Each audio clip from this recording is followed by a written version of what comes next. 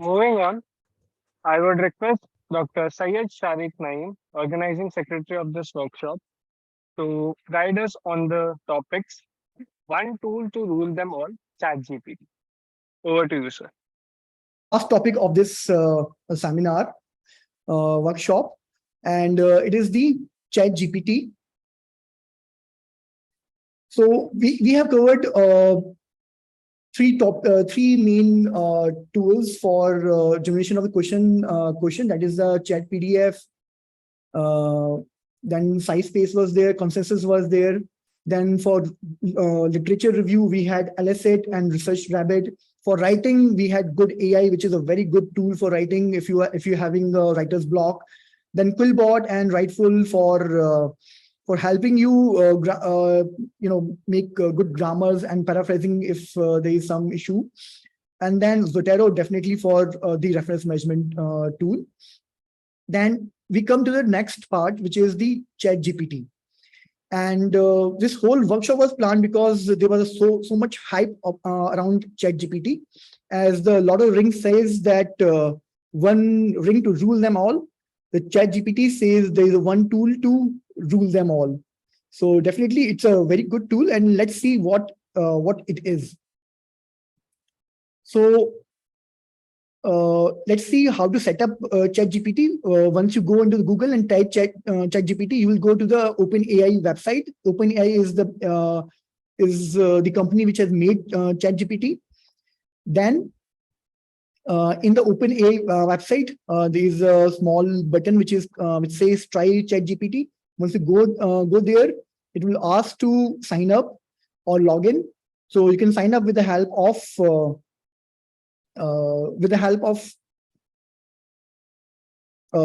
your Google account.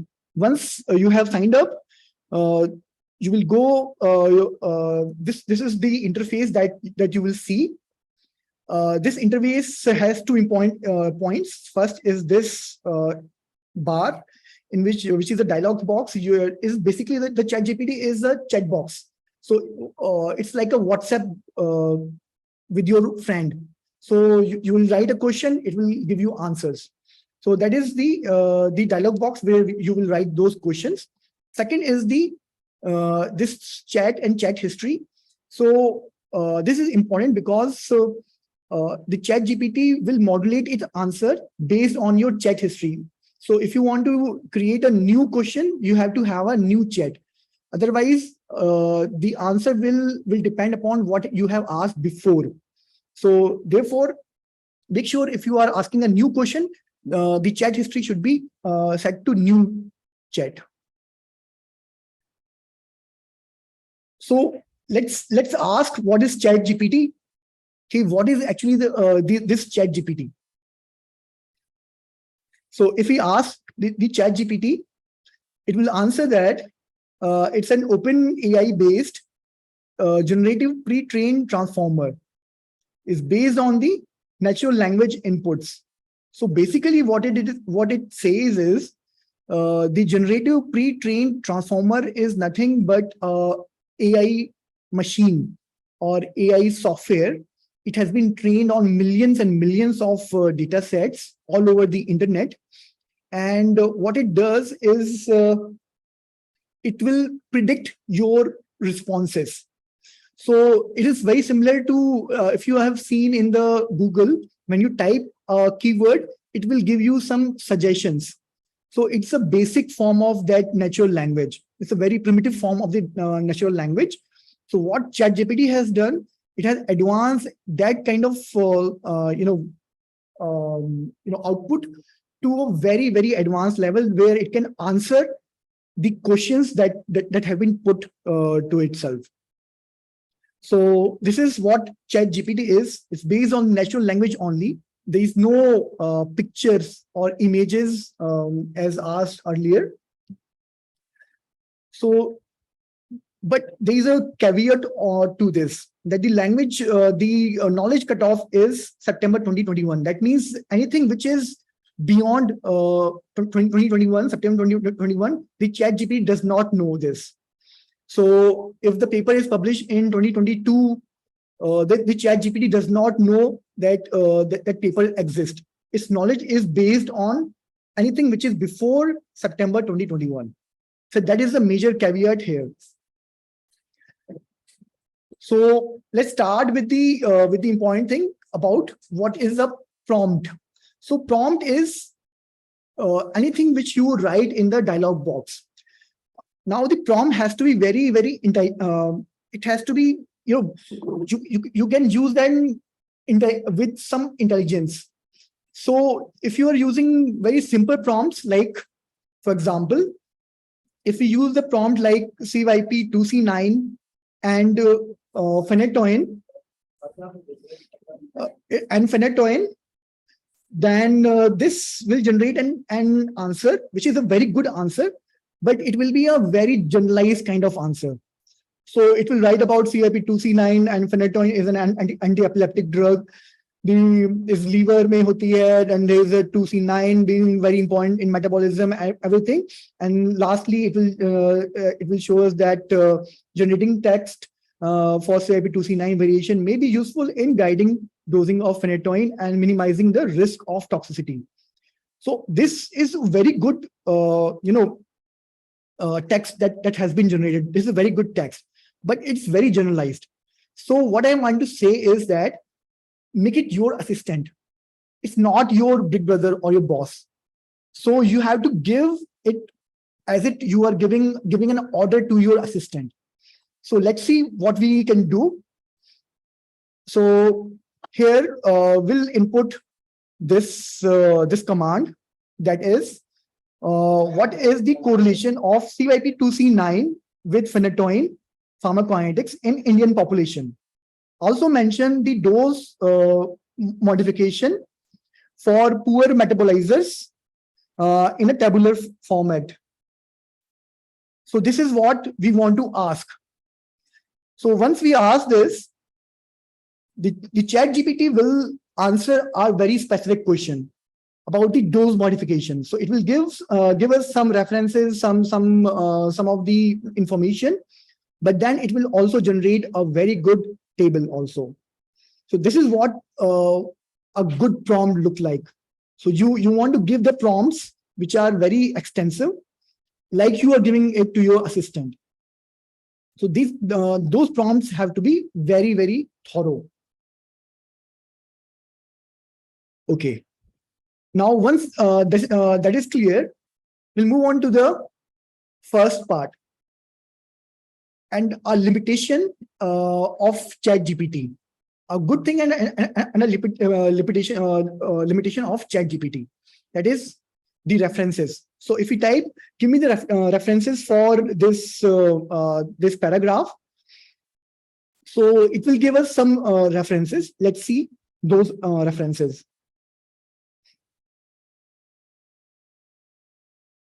So it will generate some references. These are the references. This is, mind you, this is the only tool, AI tool, which can generate the references that good. Only the ChatGPT or the ChatGPT based browsers can generate this kind of references. Only this can generate the ChatGPT based software can generate these references.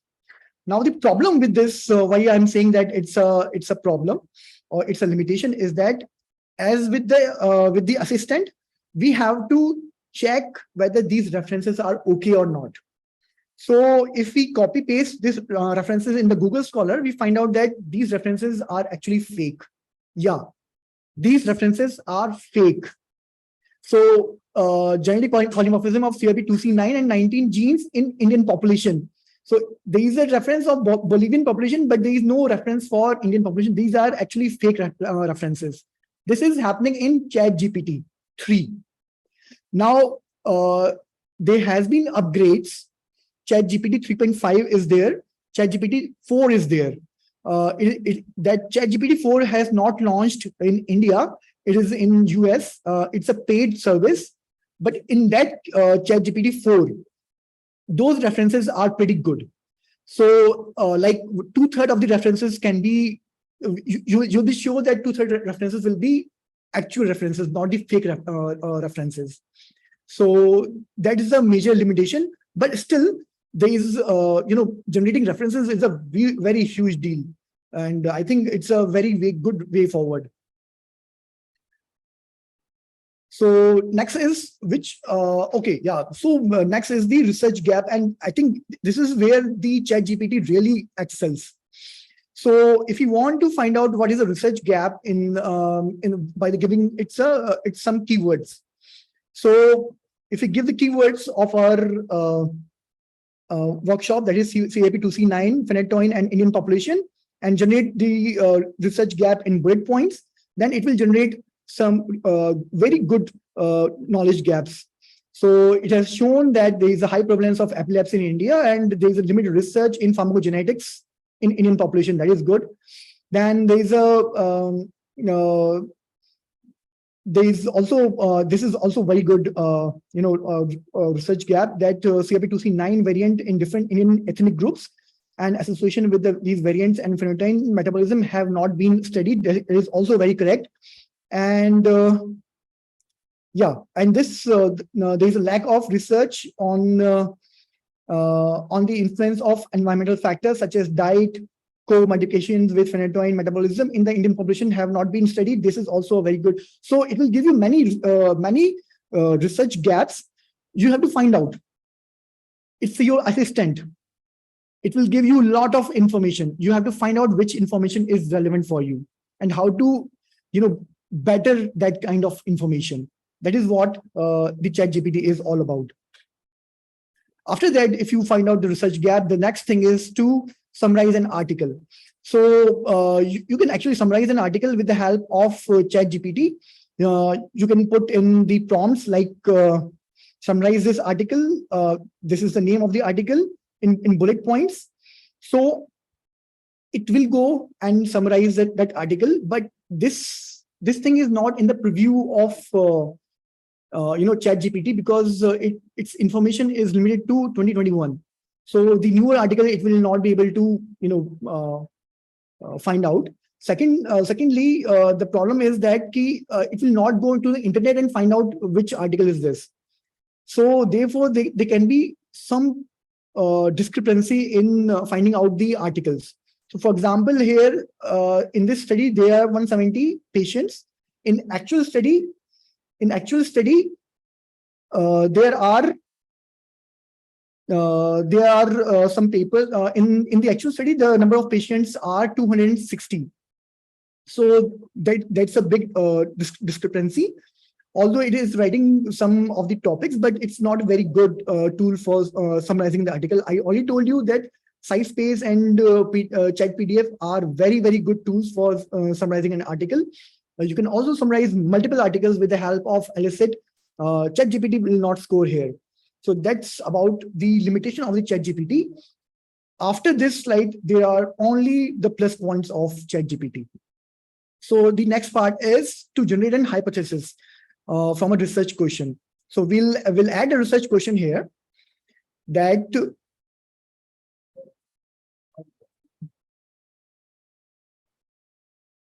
the research question is there a correlation between the levels of phenytoin and CYP2C9 in North Indian population?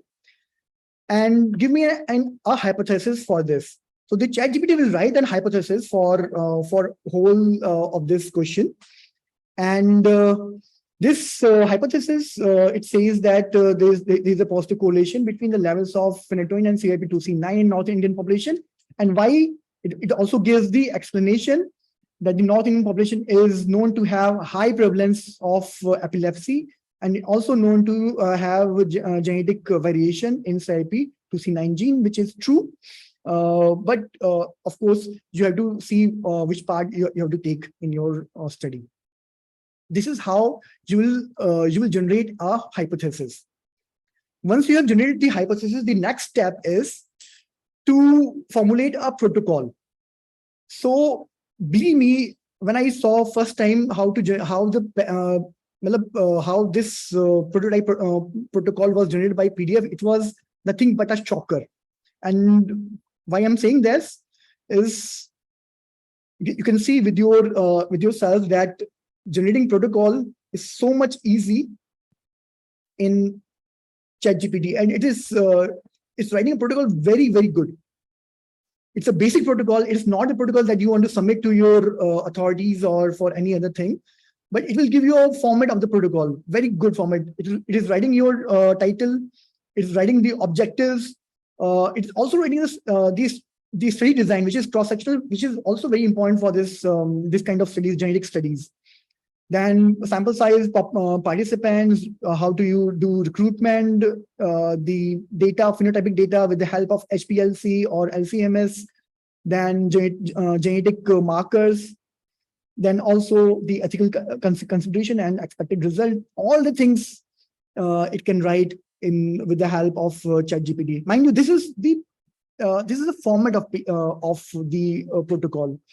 You cannot produce this protocol in your to submit this protocol. You can't do that, but it has given you a starting point, a seed from which you can start. That's the point of using the AI tools.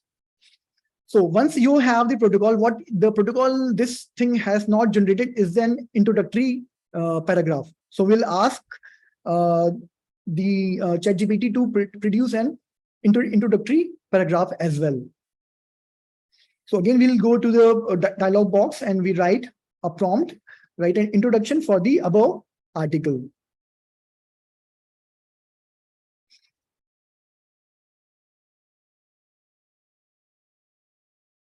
So it will write that introductory paragraph.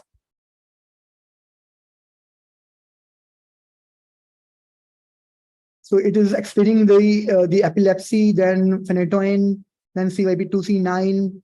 This is a good introductory paragraph. There are also some points which are not required, like the result of this study may be important for implication for personalized medicine.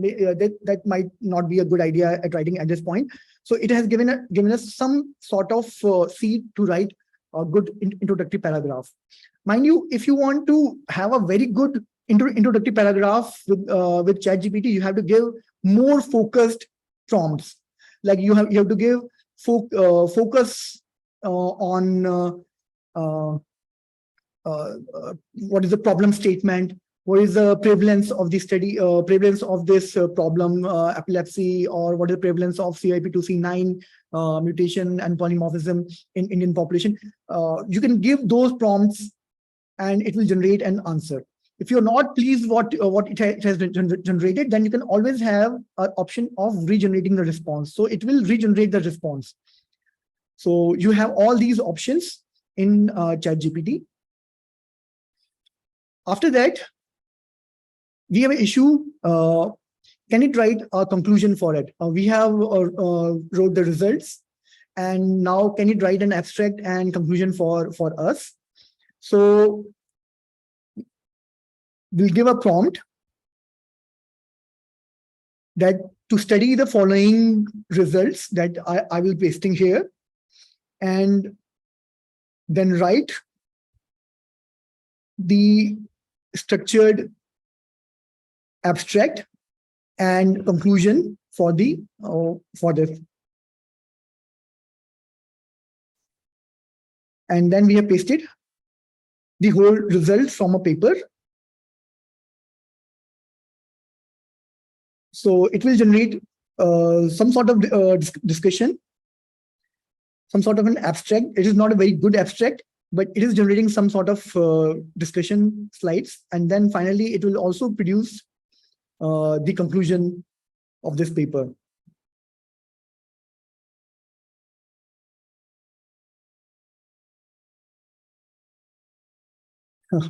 So yeah, so it will produce the conclusion of the paper as well.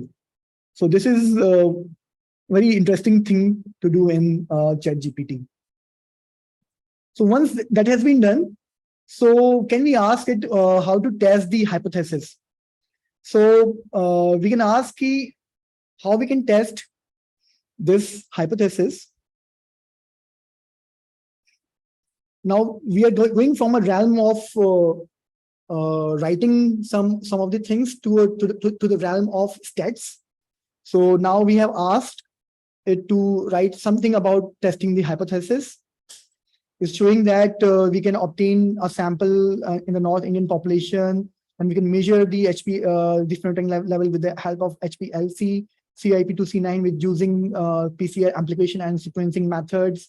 And then it also gives some of the points to increase the robustness of the study by randomly selecting the patient participants, then also collecting additional data like age, sex, and concurrent medication for the robustness of the study. So all these points it has explained. This is a very good point actually for testing the hypothesis. So after that, testing the hypothesis, we want to know what is the sample size we should have. So up till now, Dr. Ashina has explained on the last previous day that how to calculate the sample size. It's a difficult thing if you don't know the exact categories of what is the different categories of and what is the different inputs that you want to put in the calculator to calculate the sample size. So same thing here, but the thing is that it can calculate the sample size very easily. So let's see. We have given it a prompt. The prompt is what is the sample size of this study with 2 arms. We are giving a more detailed prompt here with 2 arms. There is a prospective superiority trial comparing phenytoin and lacosamide in children with GTCS. So this is our prompt. Let's see what is the sample size that this ChatGPT produces.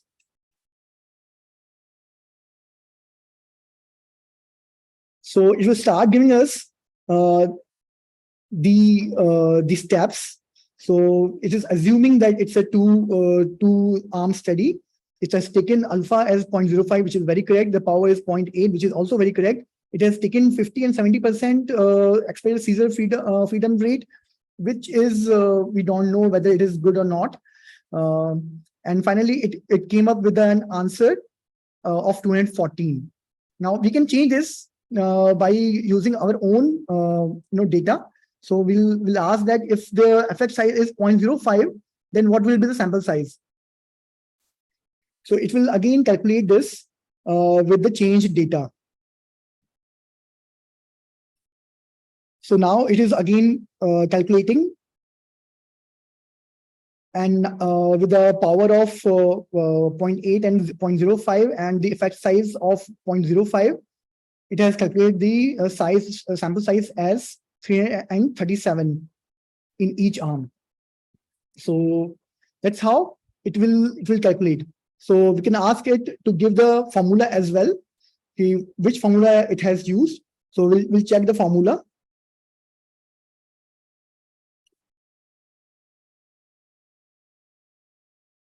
So it has given us the formula and all the data in the formula.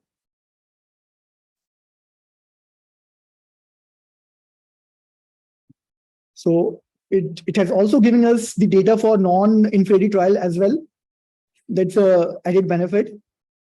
So I think somebody asked the question: what is the difference between superiority and a non-inferiority trial? So whatever you are doing in most of the studies is basically a superiority trial. The non-inferiority trial, when you are doing it, that in the superiority trial, it is very simple that the one drug is superior to the second drug. If you want to do a better study in superiority, then you will mention a superiority margin as well. That this drug is superior to drug A, is superior to drug B with at least 10% of the margin. But in case of the non-inferiority trial, if there is a very good drug in the market, then how does the other drug, which is a newer drug, which is not as good as this the older drug, how will it come to the market? So for that, the companies have devised this plan of non-inferiority. What it means is that the company is saying कि almost बराबर है, जो हमारी drug है, वो almost बराबर है to the standard of care. So it is almost equal to the standard of care, but it's not superior. That means it is actually inferior, but not by a very significant margin.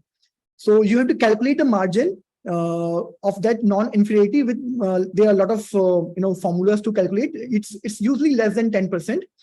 So you will calculate that margin, and then you will say that your drug is non-inferior to the drug which is previously there.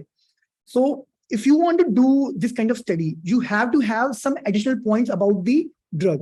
That means if you're saying that your drug is not superior to the drug which is already present in the market, but it has some benefits, other benefits, like it has lesser number of side effects, it has better bioavailability, it has lesser cost, it has it is given orally. So all these things are the additional points. So you are saying to the consumers that our drug is not superior to them, it's almost equal to them, but we have additional benefits. Therefore, we are doing a non-inferiority trial. That is why we do a non-inferiority trial. So coming back to the ChatGPT. So once we have calculated the sample size, the next thing is to ask about the randomization. I think Dr. Zukandi has mentioned the randomization very, very clearly. So we can also generate this with the help of Excel. And the ChatGPT has the expertise in providing this kind of answers. It can provide you codes. It can provide you step-by-step procedure for any software like Excel. So you can use ChatGPT and Excel in tandem. So for example, here, if we write this code, write an Excel code for generating randomization list for 2 medicines for 10 participants, it will give us line by line how to generate this. It will also give us the formula like rand function, and it will also give us how to do it step by step. That's how you can do it. Similarly, you can also ask codes for doing a stats in R or SPSS. So R, mind you, is a very good language. If you want to produce very, very interesting figures for your paper, the R is the best thing to do. So we have given the code to analyze the 3 medicine group A, B, and C by ANOVA, and with post hoc 2 keys test, and also provide the code for visualization using ggplot. So it has given us whole code for the R, and it has also given us the explanation for those codes. So this is one thing. You can also do is to write a step-by-step procedure for SPSS as well. So it will give you a step-by-step procedure how to do a ANOVA test with post hoc 2 keys test in SPSS.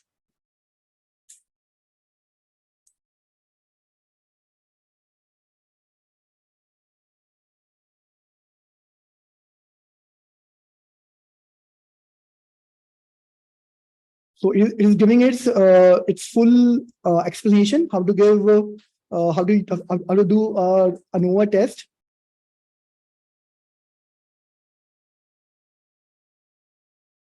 It will also give a alternative view how to do this this test. So it has given us 2 kind of procedures. One is this procedure, and the other one is the compare mean procedure. I think most of us will do through compare means. So it has given us the code for the R and codes for SPSS. Next is what I never knew, that it can also do the statistical computation of a simple samples. So we have a sample like this one. So compute an independent student t-test of the following data. And we have 2 groups, group 1 and group 2, and we have given it some data. And we also want to have a p-value for this. So it will go and do independent sample t-test. It will give all the stats. It will do all the stats one by one. It's a generated mean, standard deviation for group 1, for group 2, then t-static, and it will generate finally the pool standard deviation it has generated, and and finally it will calculate the freedom of degrees of freedom, and then it will be used to determine the p-value. So for this, the p-value is 0.064, and then it will also give us the interpretation that the p-value is greater than 0.064, then therefore it is not significant, that it has given that kind of interpretation. So this can also do that. But the point is that you should always use softwares like SPSS or R, because at this point of time, the ChatGPT is not validated for doing stats. It's just to show you that what is the power of this the ChatGPT. And finally, I can go on, till the very end of the day, and you will play with this ChatGPT all day, and you will never get tired. But lastly, I will just show you one very good thing in ChatGPT, and that is generating ideas for a good title. So again, we'll give the ChatGPT some keywords: CIP2C9, phenytoin, and North India, and I will ask it to produce 5 titles for a correlation study. So it will give some titles: association CIP2C9, polymorphism in phenytoin induced adverse degradation, North Indian population. It's a very good title actually. The prevalence of CIP2C9 *2, I think *2, and this is *3. Polymorphism in North Indian population and impact on phenytoin therapy. It's also a good title. Correlation study with CIP2C9 genotype and phenytoin efficacy in North Indian population. It's also quite a good title. So I think we'll end our workshop here. This is all about the ChatGPT. If there are any questions, I can't see the questions. If there are any questions, please do let me know. Questions? No questions? If there are no questions, then we can close this. Over to you. Thank you so much, sir, for these insightful presentations. And also taking all the queries and answering it at the start of your presentation.